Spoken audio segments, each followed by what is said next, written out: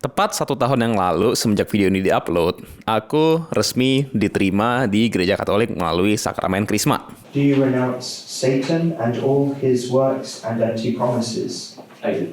Dan video ini akan menceritakan kenapa aku memutuskan untuk menjadi Katolik. Tapi mungkin disclaimer dulu kali ya. Mungkin buat kalian yang nonton ini buat mencari inspirasi gitu, gimana caranya untuk menghadapi penolakan karena kalian masuk Katolikin, ini nggak segitu sesuai. Karena aku pun juga dari lahir udah Kristen, nggak mengalami penolakan sama sekali ketika aku pindah gereja dari gereja aku yang lama ke gereja Katolik. Dan I do speak mixed language gitu. Sebagian bakal bahasa Indonesia dan sebagian bakal bahasa Inggris. Bisa sih sebetulnya cara amannya adalah kalian nyalain subtitle yang udah disediain sama YouTube dan nyalain aja tuh auto captionnya dia. So far dari pengalaman aku sih cukup akurat. Oke, without further ado, let's start why I became Catholic. Oke, jadi di video ini mungkin aku coba membagi jadi beberapa part, dan part yang pertama itu adalah part ketika aku kecil. Jadi aku emang ya lahir di environment yang emang Kristen banget lah istilahnya gitu. Jadi sekeluarga aku, baik dari sisi mamaku ataupun dari sisi my biological father, itu betul-betul tipikal yang bukan cuma Kristen, tapi emang Kristen yang rutin gitu, rutin doa, rutin ke gereja, bahkan kita bisa doa bareng, bisa merayakan Natal bareng, merayakan Paskah bareng gitu. Kalau Natal ya visit-visit kemana gitu-gitulah. Tapi emang nggak semuanya dari gereja yang sama. Mungkin from my maternal side dulu deh, karena aku paling dekat sama emang keluarga dari mama aku. Jadi aku sendiri tinggal sama mama aku, sama kakak aku, sama eyangku dan yangti. Ini kakek dan nenek aku ya. Kakek dan nenek aku ini gereja Katolik. Sebetulnya kakak aku dulunya Islam sih sebetulnya. Tapi pas nikah sama nenek aku yang waktu itu udah jadi Katolik, kira-kira sempat ada mixed marriage gitu. Terus akhirnya kakak aku pindah ke Katolik, punya anak 4, yang paling tua itu mama aku. Jadi semuanya Katolik. Tapi di masa kuliahnya mama aku ya mulai pindah ke gereja Protestan gitu. Mulai masuk ke GKI, kemudian pindah ke HPP. Di HKBP nikah with my biological father, dan aku pun juga dibaptis dalam HKBP gitu. Nah cuman ya seiring perjalanan imannya dia, nah dia merasa kayak HKBP ini susah dimengerti karena pakai bahasa Batak kan. Sementara mama aku itu orang Jawa. Jadi my biological father was the Batak guy. Jadi akhirnya pindah ke GRII gitu. Tapi di sekitaran pindah ke GRII pun, mamaku juga kadang suka ngeliat khotbahnya Pendeta Gilbert dulu. Dia di Tiberias ya, tapi akhirnya Pendeta Gilbert bikin gereja sendiri namanya GBI Glow. Dan ya udah pindah ke sana, dan mamaku sekarang masih di GBI Glow. Ya aku pun juga ya namanya masih kecil, ngintil-ngintil aja ya, dari HKBP ke GRII ke Glow gitu, ngintil-ngintil. Nah tante-tanteku yang lain mereka Katolik, tapi ada satu tante aku yang akhirnya pindah ke JPCC. Aku sendiri emang dibesarin juga di sekolah Katolik gitu, dari aku playgroup ya bahasanya KB sampai SMP.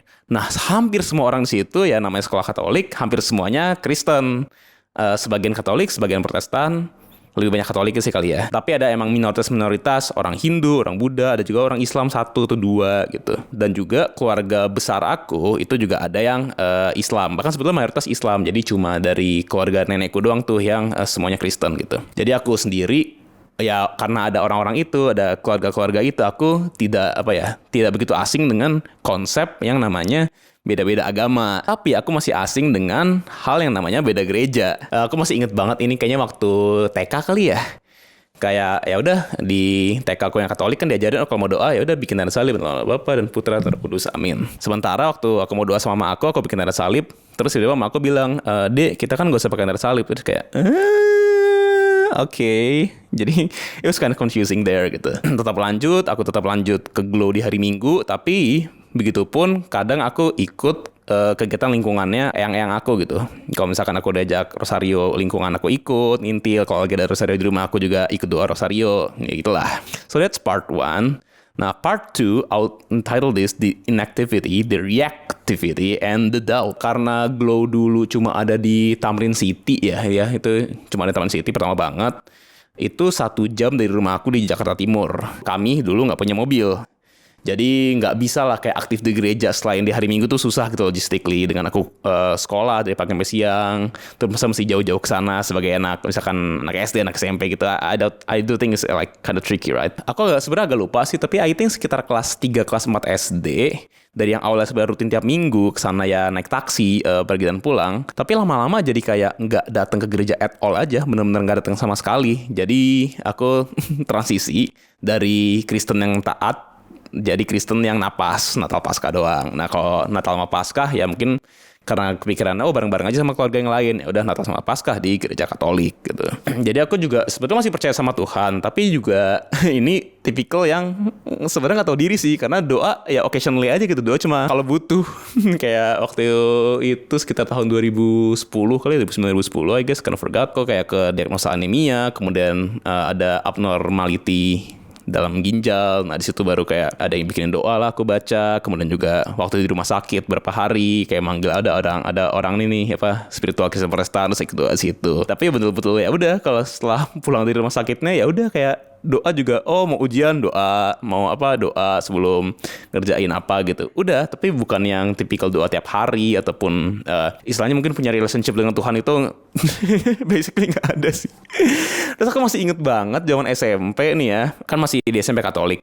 Waktu itu ya pelajaran agama Katolik, ada suster yang nanya, kayak semacam taunting doang kali ya, kayak nanya, siapa ayo yang minggu kemarin gak gereja. Nah aku yang langsung angkat tangan aja gitu, kayak angkat tangan yang B aja sih. Ya bener-bener kayak gak merasa bersalah gitu loh. Padahal aku yakin dia tuh kayak ngetis aja ya, sebenarnya salah tahu kalau misalkan kita skip gereja. Tapi aku betul ya udah angkat tangan ya, yang mengaku aja orang gua Kristen Natal Paskah. Tapi sayangnya aku nggak dilihat, aku nggak dilirik, malah ada dia tuh nge-approach satu orang yang emang Katolik dan waktu itu lagi skip gereja. Terus akhirnya jadi kayak yapping tuh di situ tuh. Sebetulnya nggak bagus tahu kita skip gereja karena gini, jangan skip lagi ya minggu depan gitu-gitulah. Jadi di situ persepsi aku menjadi, oh shit, it really is a serious matter ya buat skip gereja. Dia skip 1 minggu aja dibilang kayak gitu. Kalau dia tahu gue terakhir ke gereja 3 bulan yang lalu gimana? Tapi ya even dengan ada pikiran kayak gitu pun it still did nothing for me. Abis itu skip to 2013 ini aku sekitar SMP kelas 2 kali ya. Nah waktu itu tiba-tiba karena kerjaan mama aku bagus atau perusahaannya gitu lagi bagus, lagi oke, jadi mama aku dapat bonus dan akhirnya jadi bisa nyicil mobil ya, akhirnya DP mobil. Pas DP mobil itu mama aku kayak ngomong ke aku dan kayak komitmen, "Deh, ini kita udah ada mobil, kita harus rutin ya setiap hari Minggu ke gereja." Ever since mobilnya nyampe di rumah, up until this very second, attendance rate aku di gereja hari Minggu itu almost 100%. Mungkin gerejanya beda-beda ya, which I will tell you on later gitu. Tapi hampir nggak pernah skip. Mungkin ya kalau sakit gitu. Tapi nggak pernah tuh kayak hari Minggu aku sehat-sehat aja dan di rumah dan kayak skip. It's almost zero.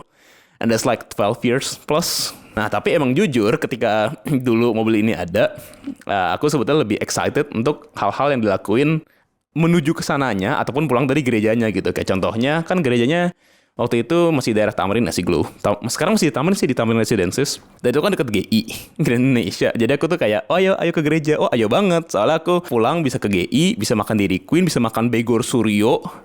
Itu kayak bebek yang paling enak yang pernah aku cobain. Atau enggak di jalannya, oh ya udah aku pasang lagu-lagu apa nih, bisa nyolok ke aux, jadi kita bisa dengerin lagu-lagu bareng. Kayak ya motivasinya ngaco gitu emang awal-awalnya. Tapi ya as the weeks go by, baru aku betul-betul merhatiin nih apa sih sermonnya, apa sih isinya gitu, apa sih lagu-lagu nyanyian yang aku nyanyiin. Karena kan kalau di Glow itu emang tipikalnya yang kayak panjang kan, nyanyi itu bisa 1 jam gitu kalau di total. Habis itu baru khotbah Pendeta Gilbert 40-50 menit, jadi emang cukup panjang. Dan dulu tuh aku tipikal yang ya udah nyanyi, aduh apa sih nyanyi bosen banget, berdiri lah, chorusnya diulang-ulang berapa kali gitu-gitu. Cuma ya as time goes by baru kau ngerti, oh ternyata liriknya begini gitu. Mungkin karena ada exposure dengan internet juga, aku sih sebetulnya emang udah ke expose sama internet at a very very young age. Rumah aku dipasang wifi itu sekitar tahun 2000 berapa ya, 2010. Dan sebelum itu pun aku punya kayak modem apa sih yang nyolok ke USB I guess. Jadi kayak emang udah kayak expose at a very young age to internet. Jadi lumayan berpartisipasi lah di apa sih diskusi bahasa Inggris gitu. Dan mungkin gara-gara itu juga aku jadi kayak ya kayak expose lah sama kayak orang-orang yang ateis gitu, orang-orang yang kayak sebenarnya nggak percaya Tuhan itu ada. Jadi kayak again I think di era-era ini kalau nggak salah sekitar 2014. Jadi aku kayak punya doubts aja, is this is this real gitu? Apakah Tuhan itu betul-betul ada? Kalau misalkan Tuhan nggak ada, berarti kita tidak punya afterlife. Dan kalau misalkan nggak ada afterlife, ya udah ketika aku mati, I cease to exist. Aku jadi ya udah nggak ada nih. Conscious aku nggak ada aja gitu kan. Terus kayak mikirin, aduh gimana nanti gitu lah. I became really anxious pada masanya gitu. Itu berapa lama ya? I do think ada 2 hari full gitu. Oke, betul-betul worry, betul-betul di kepikiran, jalan terus gitu. Karena ya ada doubt-doubtnya. Nah, terus di hari ketiga waktu itu aku lagi main ke rumah tante aku, salah satu yang Katolik. Terus tiba-tiba aku notice ada kayak semacam tempelan, bukan tempelan sih ya, kayak semacam lukisan kali. Lukisan loh. Is that the correct term? Atau gambar yang isinya Yohanes 14 ayat 27. Let me read it for you here. Damai sejahteraku tinggalkan bagimu, damai sejahteraku kuberikan kepadamu. Dan apa yang kuberikan tidak seperti yang diberikan oleh dunia kepadamu. Janganlah gelisah dan gentar hatimu. Itu Yesus yang ngomong dan kayak kok bisa pas banget ya. Aku lagi very worried about life dan segala macamnya, about his existence bahkan. Terus tiba-tiba aku dikasih notice tuh, itu lukisan yang kayak harusnya sih di rumahnya dia tuh udah nggak tahu udah berapa tahun ada, tapi aku nggak pernah notice sebelumnya, nggak pernah ngeh gitu kalau itu ada. Aku lagi kayak ya udah lagi main-main aja, forgot lagi makan atau lagi ngobrol, tiba-tiba notice gitu. Itu kayak wow, itu kayak semacam I guess kayak semacam konfirmasi that oh ya emang Tuhan memang ada gitu. Ya itu kalau secara spiritual ya mungkin kayak gitulah, tapi kan tetap ada historical account dan segala macamnya ya. Karena aku juga berpikir kayak gitu, aku betul-betul tipikal orang yang betul-betul menjunjung tinggi apa ya, pengetahuan, I guess, menjunjung tinggi pendidikan. Kayak kalau misalkan kalian bisa belajar tentang sesuatu, ya kalian pelajarilah itu gitu. Jadi ya aku jadi mulai belajar juga soal historical accounts-nya di masa Yesus. Apakah Matius, Markus, Lukas, Yohanes itu nulis apalah gitu-gitu. Apakah Yesus betul-betul disalib, dan ternyata emang betul-betul disalib. Bahkan orang-orang yang emang apa ya ateis pun juga, tapi historian, dia akan mengakui kalau oh Yesus beneran gain a huge following dan disalib. Semenjak those days my trust is firm gitu. Jadi aku juga kembali lagi tetap actively attend sermonnya dan betul-betul mendengerin khotbah-khotbah di Glow gitu. Tapi I don't necessarily dig more gitu ya. Jadi Senin sampai Sabtu itu, kecuali aku misalkan ada renungan harian. Jadi kadang aku pakai renungan harian dari bukunya Gilbert, kadang juga dari Our Daily Bread. Kalau di Indonesia tuh Warung Sate Kamu kali ya. Apart from occasional daily reflections, ya aku kayak cuma hari Minggu aja gitu, betul-betul aktif dan betul-betul dengerin. Oke, part 3, culture shock and actively pursuing. Jadi tadi aku udah sempat mention kalau dari aku KB sampai aku SMP akhir itu di sekolah Katolik, so that's like 12 years of Catholic school. Sementara ketika aku masuk SMA, itu aku dimasukin ke SMA negeri. Di sekolah Katolik aku yang kemarin, I do think it's quite obvious. Aku nggak tahu sih sebetulnya, tapi aku dengar dari cerita-cerita teman aku, karena emang sekolah yang berbasis agama ini itu sebetulnya orang-orangnya sendiri nggak begitu religius gitu. Sementara kalau misalkan di sekolah negeri, influence dari agama Islam itu undeniable sih aku bilang. Jadi kayak ketika doa di upacara, doa pakai bahasa Islam, oke lah, mungkin dia bilang ada menurut agama yang dipercaya masing-masing, yang lain menyesuaikan gitu. Tapi tetap dibacain doa secara Islam gitu.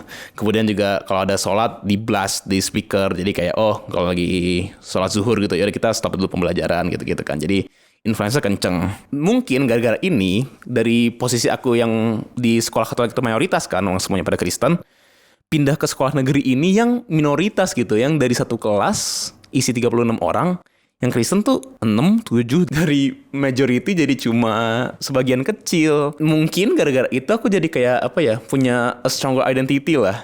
Dan akhirnya jadi naturally got closer to other minorities, terutama misalkan ketika hari Jumat, ketika misalkan teman-teman aku yang lain pada sholat Jumat, ya udah yang Kristen ngapain? Oh ternyata ada nih kegiatannya, this Christian group of sharing. Jadi kayak ada yang ngundang speaker, suka ngebahas firman Tuhan. Nah itu aku diajak tuh ke situ. Kini ayo kita ikut, namanya PJ dulu ya, Persekutuan Jumat. Ayo ikut PJ jam 12:30, PJ jam 1. Awal aku kayak bahkan nggak mau. Terus karena yang ngajakin temen, jadi kayak ayo udah ikut deh. I mean just to just hang around and stuff. Tapi ya ketika aku mulai involve di komunitas ini namanya Rohani Kristen ya, Roh Kris. Orang-orangnya di situ tuh bener-bener orang-orang yang betul-betul fun, betul-betul warm, very welcoming. Bahkan misalkan ketika aku cerita gitu, oh ya sebenarnya aku tuh baru aktif gereja berapa tahun terakhir, nggak pernah tuh kayak aku nggak merasa judge, aku nggak pernah ngerasa kayak apa ya, mereka melihat diri mereka sendiri sebagai yang paling suci, terus kemudian orang yang mungkin nggak pelayanan di ininya jadi kayak nggak suci gitu. Enggak, jadi ini betul-betul fun dan welcoming aja. Ya akhirnya aku jadi temenin banyak lah orang dari mereka, dan akhirnya jadi aktif nih datang ke Persekutuan Jumat ini. Bahkan kayak sampai pertemanan ini benar-benar long last loh. My favorite friend groups of all time ya sebagian besarnya orang-orang dari sini gitu. Mereka ini yang awalnya membawa aku, tapi akhirnya jadi kayak makin deket pun juga gara-gara aku juga jadi cukup aktif di komunitas ini gitu. Keaktifan datang ini akhirnya akhirnya jadi aktif juga dalam pelayanan. Tapi mungkin bukan pelayanan yang betul-betul jadi pengurus atau gimana ya. Jadi kayak nggak pernah sih jadi pengurus, tapi kadang aku yang jadi ganti-gantiin slide-nya. Jadi apa sih bahasanya, slider, is that word? Pernah juga sekali disuruh MC gitu, tapi bukan pengurus. Terus ya melalui ngobrol-ngobrolnya ini, apalagi pas misalkan ngobrol-ngobrol gladi gitu, walaupun aku slider doang atau mungkin aku jadi MC kan, jadi banyak ngobrol-ngobrol ya. Jadi aku betul-betul belajar nih gimana sih sebenarnya orang-orang ini pursue the faith dan betul-betul actively learning the truth gitu, the wholeness of truth in Christ. Dan akhirnya aku jadi terinspirasi to do the same, yang membawa aku ke part 4 di Doubt Again. Tiap hari Jumat aku dengar persekutuan Jumat dari Chris. Hari Minggu aku tetap dengerin khotbah di Glow. Tapi emang beberapa hal ini mulai raise my eyebrows. Contohnya kayak kalau nggak salah Pendeta Gilbert pernah ngomong nih, don't cite me on this, tapi pernah ngomong kalau evolusi itu hanya teori gitu. Kemudian juga ini nggak diomongin sih, tapi they heavily alluded that they believe in young earth creationism gitu. Ya, omongan bahwa bumi itu betul-betul umurnya sekitar 6.000 tahun karena itu yang tercantum dalam Kejadian 1. Sementara menurut aku sih ini kan kayak dua hal yang kok bertentangan buat nama sains sih. Sementara karena aku emang menjunjung tinggi ilmu pengetahuan dan aku seneng belajar, aku tuh merasa kayak bukankah harusnya sains ini itu adalah a study of his creation gitu? Bukankah harusnya ketika kita belajar sains itu kita belajar tentang hal-hal yang Tuhan udah bikin buat kita di dunia ini. Oh, Tuhan menciptakan dunia, ya udah kita belajar nih. Oh, Tuhan menciptakan dunia prosesnya gimana? Ternyata prosesnya dari Big Bang. Yang setelah aku cari-cari lagi, salah satu pencetus teori Big Bang itu adalah seorang Romo Katolik. Oh, ternyata ada juga ya gereja-gereja yang ya mendukung penuh ilmu pengetahuan. Terus juga kalau nggak salah Pendeta Gilbert juga pernah ngomong kalau ada orang-orang LGBT itu harus tobat dan jangan pelayanan dulu gitu kalau mereka masih LGBT. Nah, sementara ini sekitar waktu aku menuju akhir SMA lah, di mana aku betul-betul kenal first hand orang-orang yang gay, orang-orang yang lesbian, orang-orang yang bi gitu. Ya udah aku coba ngobrol dari mereka. Kan aku dulu emang ya punya mindset yang kayak ya mirip-mirip lah sama tipikal orang Indo yang kayak, alah apa sih gay? Ya just stop liking men bro, just start liking women. Gak ngomong ke cewek juga, ya ngapain sih lu suka cewek, ya lu suka cowok lah gitu-gitu kan. Aku dulu juga pemikirannya masih kayak gitu. Tapi ketika aku betul-betul ngobrol sama mereka, mungkin aku juga tanya gitu, kenapa mereka menjadi ini ya. Sebetulnya bukan mereka menjadi, tapi emang dari awal mereka punya ketertarikan. Mereka punya ketertarikannya emang udah ke sesama jenis gitu, atau mungkin ke both genders, atau mungkin more genders lah. Terus ya udah aku jadi mikir, ya masa sih mereka lahir, ada teman aku sama cewek, terus dia lahir, dia punya attraction suka sama cewek. Masa sih sekadar kayak attraction gitu, masa iya itu dosa? Kalau padahal kan ya emang they were born with it gitu. Ini aku nggak ngomongin soal konsep original sin atau enggak ya, ini maksudnya whole different thing. Tapi masa iya ya itu mereka cuma kayak ada preference towards that gitu, dan itu what they were born with.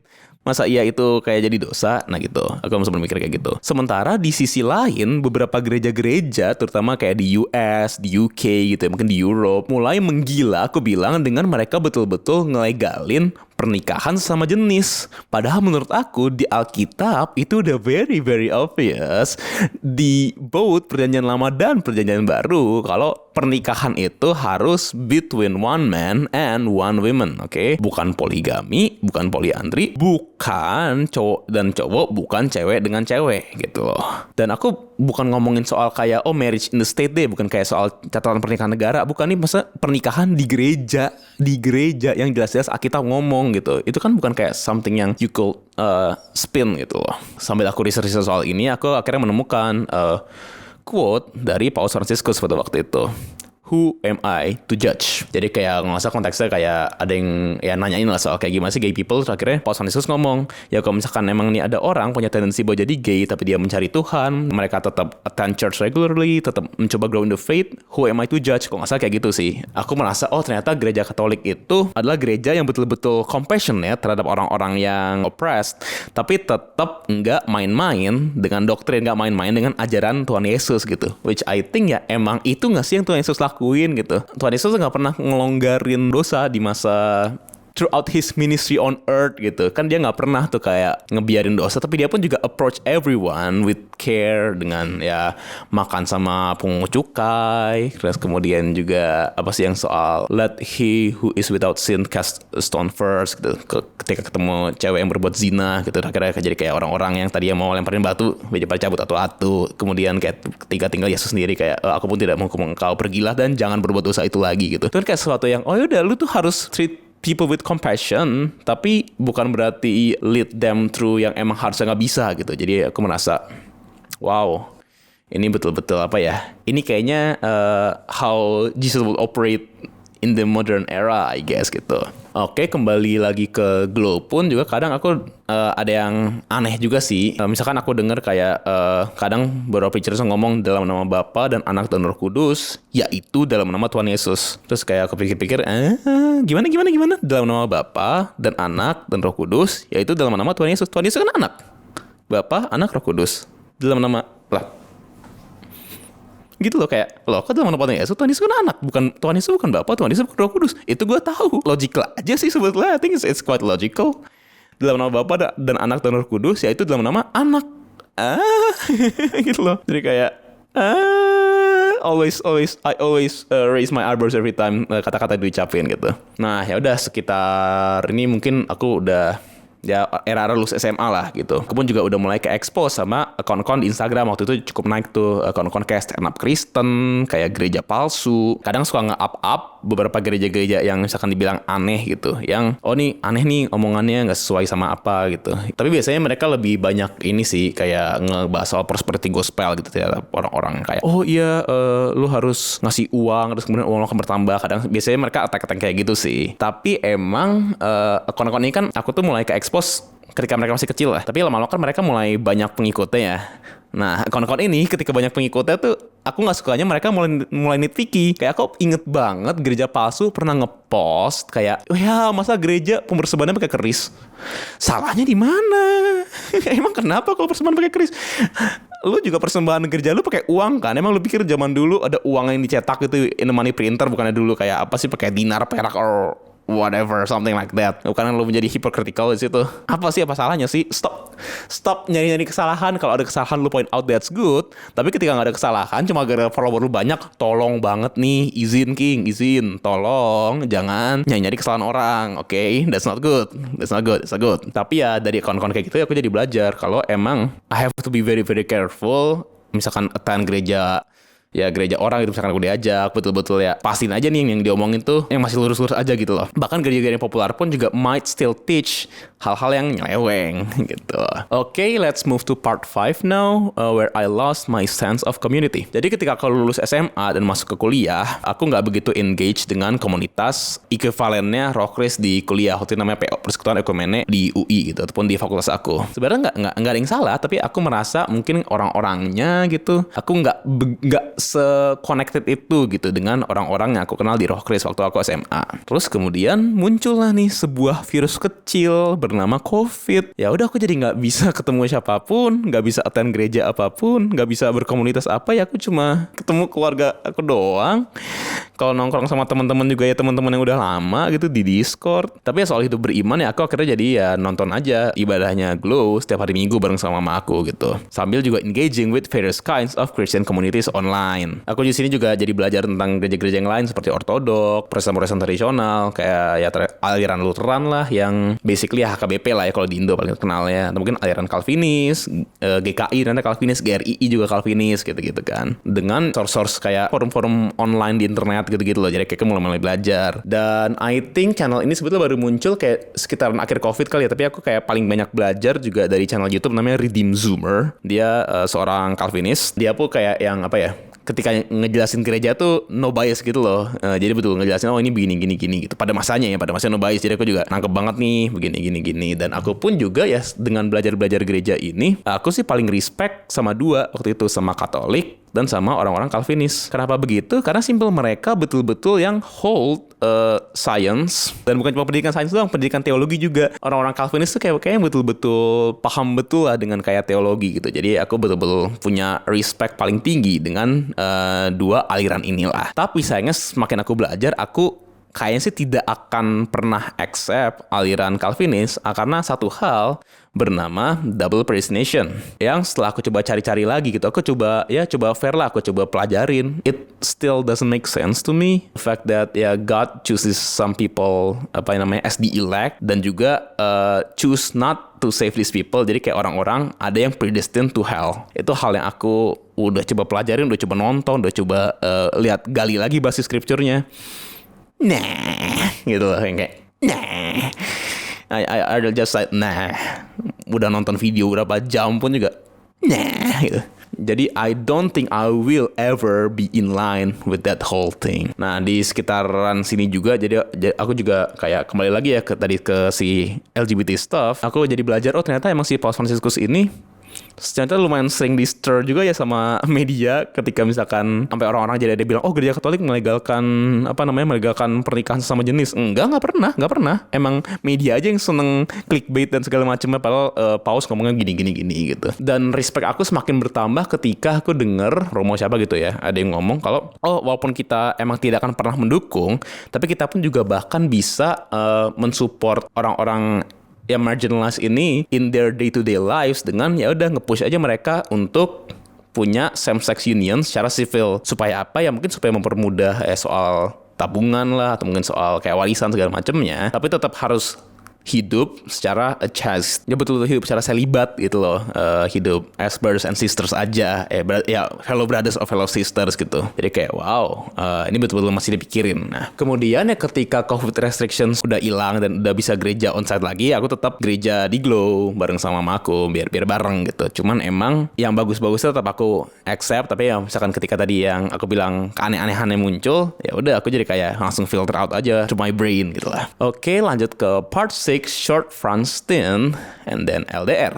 Aku waktu itu sempat ada kesempatan untuk hidup di Prancis lah untuk sekitar 3-4 bulan, ada graduate program gitu. Nah, di Prancis ini aku masuk ke gereja, diajak sih waktu itu sama teman-teman aku yang sama Kristen dan cukup aktif. Mereka aktifnya ini di Evangelical Church yang waktu itu kayak cuma jalan kaki 5 menit kali ya dari flat aku gitu. Tapi emang semuanya bahasa Prancis. Tapi orang-orangnya di sana ya benar-benar welcoming gitu. Kayak aku masih inget banget sama pendetanya di sana. Kayak kita jamming musik bareng.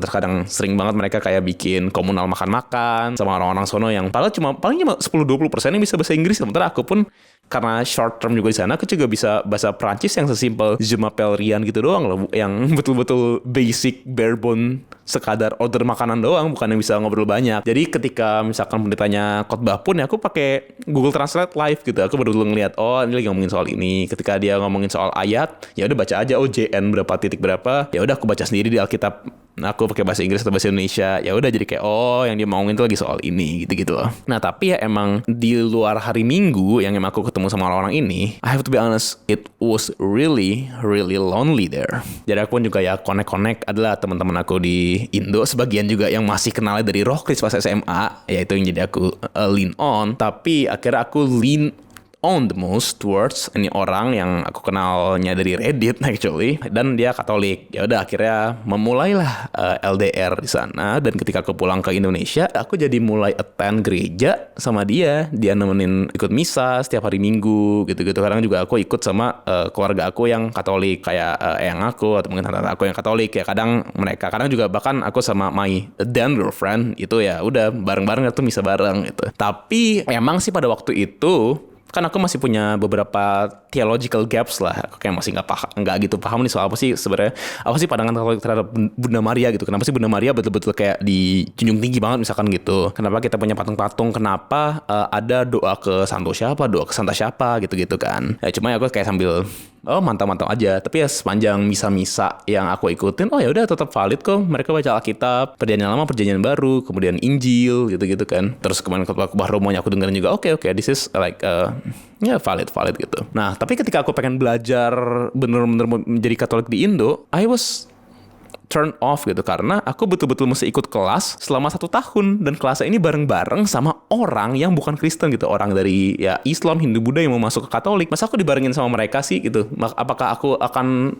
belajar lagi soal pengorbanan Yesus di kayu salib? Itu kan kayak hal-hal yang I already know for my entire life, I guess. Menurut aku itu redundant aja gitu. Sementara aku kayak butuh udah kelas-kelas yang betul-betul exclusive to Catholics gitu loh. Itu yang betul-betul pengen aku attend. Tapi kan ya nggak bisa sistemnya kayak gitu kan. Nanti ya nggak bakal lah dikasih itu-ituannya. Dan aku pun merasa kelas-kelas itu redundant buat orang-orang yang udah Kristen yang mau masuk ke Katolik. Itu pun masih menjadi hal yang sama gitu. Aku masih merasa kelas-kelas kayak gitu redundant buat orang yang udah Kristen. Karena emang setelah aku tahu kan ada program apa sih, Order of Christian Initiation for Adults. Itu emang betul-betul didesain kurikulumnya buat orang-orang yang belum Kristen. Kalau di luar sih, setelah aku tahu ternyata emang orang yang udah Kristen either bisa skip kelasnya atau mungkin metodenya itu ya udah nggak usah ikut kelas, mereka cukup one on one sama pengajarnya di sana sampai betul-betul deemed fit to be a Catholic. Dan karena waktu itu aku udah keterima beasiswa untuk S2 di Skotlandia gitu. Waktu itu ya udah aku jadi mikir ya udah, kenapa nggak aku belajar S2, belajar data science, sekalian belajar Catholicism? Why not? Masuklah kita ke part 7, Edinburgh, and what I found hard to believe. Jadi ya ketika aku pindah ke Edinburgh, aku ya regularly attend mass, tetap ikut misa Katolik. Nah, misa pertama yang aku ikutin itu betul-betul kayak 5-10 menit dari flat, dan mereka pun juga open banget untuk orang yang pengen menjadi Katolik. Tapi sayangnya ketika aku misa di situ, aku betul-betul cuma ngelihat satu doang romonya. Jadi kayak romonya itu soloing everything gitu loh, nggak ada choir, nggak ada apa, jadi romonya yang nyanyi, romonya yang apa, gitu-gitulah. Dan aksennya lumayan kental tuh, aksen Scottishnya. Aku sebagai orang yang baru beberapa hari di sana nggak paham, nggak ngerti ini kok kental banget sih gitu. Jadi ya udah, aku datang misa ke sana, pulang kayaknya cuma ngobrol bentar sama beberapa orang, langsung balik lagi ke flat. Nah, minggu depannya lagi aku iseng coba kalau gitu ke misa di kapel yang deket uni. Nah, namanya St. Albert's Catholic Chaplaincy. Pas aku datang ke sana, ternyata mereka punya minimal banget ada 3 romo, karena aku melihat ya 3 romo, dan aksen-aksen mereka itu bukan aksen yang kental gitu, kayak bahasa Inggrisnya very very understandable. Jadi akhirnya setelah misanya bubar, aku langsung datengin satu brother yang di sana dan bilang, ya udah aku tertarik nih untuk belajar soal Katolik. Terus ya udah akhirnya aku diarahin ke salah satu romo di sana, namanya Romo Thomas. Dia kayak set me up gitu loh soal, ya udah kalau gitu kita ketemu dulu one on one. Di sesi yang pertama kita ketemu, ceritain aja soal pengalaman iman lu gitu. Ya udah akhirnya aku jadi kayak Oke Den, akhirnya janjian, ya udah aku jadi cerita, ya mirip-mirip lah sama cerita yang aku ceritain ke kalian sekarang nih di layar gitu, kayak awal aku di gereja ini, terus aku gini, terus kemudian aku tertarik sama Katolik gara-gara ini gitu. Terus akhirnya ya udah, pertemuan berikutnya aku yang nentuin tuh waktu itu topiknya, jadi kayak ya udah apa yang kira-kira kamu mau pelajarin soal gereja Katolik yang mungkin beda banget sama yang gereja awalnya kamu aktif itu ajarin gitu. Ya udah akhirnya aku bawa 3 major points waktu itu, soal Mariology, soal ya teologi soal Bunda Maria lah. Kayak aku tahu lah dia itu emang Bunda Allah, karena kita main logika simpel aja, Yesus itu Tuhan atau bukan?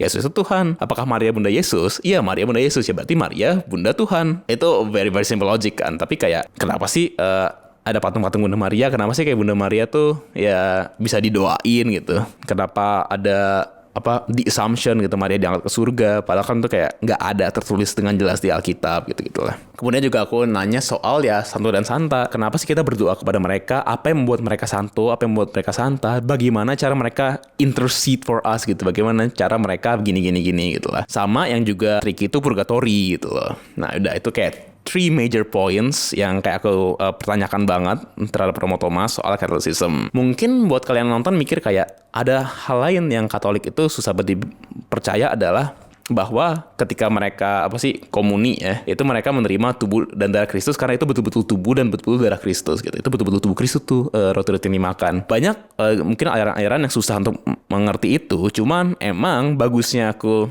ya selama berapa tahun di Glow adalah emang dari dulu pendeta Gilbert itu ngajarin ya, ketika kita perjamuan kudus kita betul-betul makan tubuh dan darah Kristus. Aku ingat banget dia pernah bilang kayak dia nggak gitu mikirin lah soal apakah itu transubstantiation atau metode lain, tapi intinya yang kita makan adalah tubuh dan darah Kristus karena emang di Alkitab itu yang tercantum dalam Yohanes 6, dan juga ketika ya menetapkan Ekaristi gitu. Bahkan sekarang pun aku juga masih nggak paham sih sama orang yang bilang kayak ya itu cuma simbol gitu pada masanya ya. Mungkin sekarang aku kayak lebih nangkep, oh iya gara-gara ada apalah gitu-gitu. Cuma that's one belief I don't have to adjust. Ya udah, itu belajar dari sekitar September 2024 sampai Januari, Februari gitu, betul-betul belajar ya soal 3 poin tadi. Romo Thomas tuh ketika ngejelasin topik-topik kayak ini, dia tuh yang kayak bener-bener thorough gitu loh, betul-betul yang kayak clear banget. Kalau aku nanyain soal ini, mungkin dia pakai analogi ini. Kemudian juga selain one-on-one meeting ini kan kayak mentok-mentok cuma 1 jam setengah ya setiap minggu. Dia pun ngasih aku kayak material buat dibaca. Oh, kalau misalnya mau belajar soal Bunda Maria, ini bukunya bagus, namanya Behold Your Mother. Itu betul-betul kayak contains everything you need to know about Mariology gitu loh. Kayak kenapa ya The New Ark of the Covenant misalkan gitu loh. Terus juga dia juga sering banget kayak ngasih soal artikel apa. Kadang ada yang dia tulis sendiri esainya. Kadang ada yang kayak, oh ini baca aja dari sini. Atau oh baca dari Katekismus Gereja Katolik soal ini gitu. Ya udah itu dari dari Oktober sampai Januari ngomong kayak gitu. Kemudian dari Januari ya udah aku kayak nanyain aja, apalagi sebetulnya yang perlu dipelajarin baru kita ngomongin soal kayak morality, kayak soal pandangan Gereja Katolik terhadap ini itu gitu. Nah ya tapi by the time udah ngajarin soal itu ya aku udah lock in banget, karena betul-betul cara Romo Thomas ngajarin itu betul-betul like really convincing to the point that ngelihat dia ngejelasin segininya, ngelihat dia juga ngelihat secara moral juga tetap care with compassion dan segala macamnya, ya udah aku kayak I'm really excited to join this church because I now believe this is like the truest form of Christianity gitu. Terus ya udah akhirnya dia kayak nanyain kapan mau di Krisma, pilih tanggal, akhirnya dapat tanggal 6 April 2025. Dan aku inget banget itu kan hari Minggu ya. Hari Jumatnya aku pengakuan dosa sama Romo Thomas, dan itu 2 jam panjangnya pengakuan dosa. Dari aku dibaptis tahun 2001 sampai aku sampai 2025 berapa tuh? 24 tahun aku mesti ingat aku dosa ngapain aja ya dulu ya. It was a really long process, tapi betul-betul juga reflektif banget sih. Oh ya aku dulu salahnya begini gitu.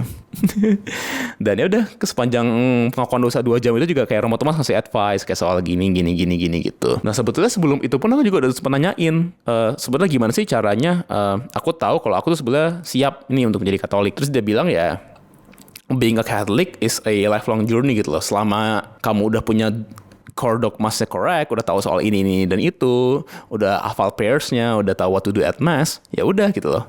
You can keep learning after you become a Catholic gitu. Dan ya udah itu sih sebetulnya yang aku lakuin dari aku di-confirm tanggal 6 April 2025, 1 tahun yang lalu. Which leads us to part 8, the post-conversion life. Aku masih ingat banget waktu itu penance pertama yang aku dapat dari Romo Thomas setelah conversion 2 jam itu adalah disuruh baca 1 Korintus dari ujung sampai ujung. Karena dosa-dosa yang aku confess, dia tuh ngeliatnya kayak, oh ini sebetulnya banyak banget nih yang disinggung juga sama Paulus ketika dia nulis buat jemaat di Korintus. Jadi mungkin kalau misalkan Rasul Paulus masih hidup gitu, mungkin dia akan nulis surat Rasul Paulus kepada Rianson di Gading Serpong gitu ya. Isinya tuh mungkin mirip tuh sama 1 Korintus tuh kayaknya sih gitu. Ya betul-betul lah dengan aku baca 1 Korintus dari awal sampai akhir, ya itu aku benar-benar kayak, oh ya gini. Jadi kayak jadi mulai daily life-nya juga aktif. Dan aku pun juga jadi kayak aktif juga lah, kayak renungan harian. Aku sekarang renungan harian tiap hari pasti nonton Go Worry dari Romo Luki. Ini Romo Paroki Pik ya. Pas video ini dibuat aku kayak pernah coba misalnya di Pik, dan emang dia homilinya selalu bagus gitu. Tapi di post conversion life ini juga earlier in 2025 sebelum aku di-confirm, aku juga putus sama elderan aku yang selama ini ngajak aku misa. Ada tuh keluarga aku yang nanyain kayak, loh Korean masih belajar jadi Katolik, kirain cuma gara-gara dia doang. Terus akhirnya pas putus udah gak lanjut. Nah karena untuk menjawab those allegations makanya video ini dibikin gitu. Nah tapi ya waktu aku break up di sana dan baru banget jadi Katolik, itu sebenarnya cukup lonely sih. Kayak aku cuma punya temen, ya udah teman-teman yang kenal di mungkin satu matkul, dan juga ada lah satu teman gereja gitu yang kayak waktu aku habis gereja dia nyamperin dan akhirnya jadi kayak ngobrol-ngobrol. Gak lama setelah itu I found a really strong support di komunitas Kristen Indo di Edin gitu. Waktu itu kayak aku jadi deket banget sama mereka gara-gara tiba-tiba aku diajak menjadi keyboardist buat acara Paskahnya mereka gitu. Kayak tiba-tiba aja tuh dan ketika aku datang ke latihannya kok kayak seru-seru banget ngobrol sama orang-orangnya. Everyone was friendly. I was like vibing so hard. Dan ya udah akhirnya jadi aku melayani juga, seneng banget waktu itu ngelayanin Paskah, dan aku pun juga terus hang out. Jadi sering banget hang out sama mereka sampai akhirnya kami semua masing-masing sibuk lah dengan disertasi masing-masing. Kemudian juga temen aku yang dari gereja yang waktu itu nyamperin aku tiba-tiba juga ngajak, oh kita pelayanan yuk di Glasgow, adalah acaranya komunitas mereka gitu, komunitas Katolik mereka. Aku main lagi jadi keyboardist gitu, dan it was really fun, like temu sama orang orang-orang yang satu iman lah gitu istilahnya kan, dan sama-sama Katolik semua. Dan kalau misalkan mereka tanya, oh iya aku convert dan gini-gini, it was always fun to talk with them about this gitu. Cuman emang ya di transisi ini yang bikin apa ya, satu hal yang paling bikin aku kangenin di gereja aku yang lama ya soal praise sessionsnya sih, nyanyi 1 jam itu yang awalnya aku pas kecil nggak suka, ya lama-lama aku jadi suka gitu. Dan don't get me wrong, kayak aku tuh suka segala macam lah, Gregorian chants aku doyan, Byzantine chants, atau mungkin lagu-lagu yang kayak lebih pelan gitu yang bisa dinyanyi di misa-misa Katolik pada umumnya di Indo, dan juga yang jingkar-jingkar kayak loncat-loncat itu aku semuanya it is all fun to me. Dan I will never be able to see kenapa ada yang salah gitu. Oke lah kalau misalkan lu nggak mau lagu-lagu yang loncat-loncat di misa gitu ya, oke, tapi kalau di luar misa nggak ada salahnya gitu. Like you will never convince me hal seperti itu ada salahnya ketika dipakai di luar misa. Salah satu struggle aku di post confession life ini juga kayak ngelihat orang-orang Katolik Indo yang kadang asbun aja sih, kayak misalkan di TikTok atau di Threads gitu. I know itu tempat sampah, tapi kayak tetap gatel gitu ngeliat orang kayak, oh ada nih orang kayak nge-reels apa sih lagu I got a reason to pray. Terus kayak ada orang yang sebenarnya Katolik saya ngomong apa nih ini penyembahan apa dugem, padahal kondisinya juga bukan di gereja, itu kayak lagi march gitu-gitu. Kayak come on bro, emang salahnya di mana?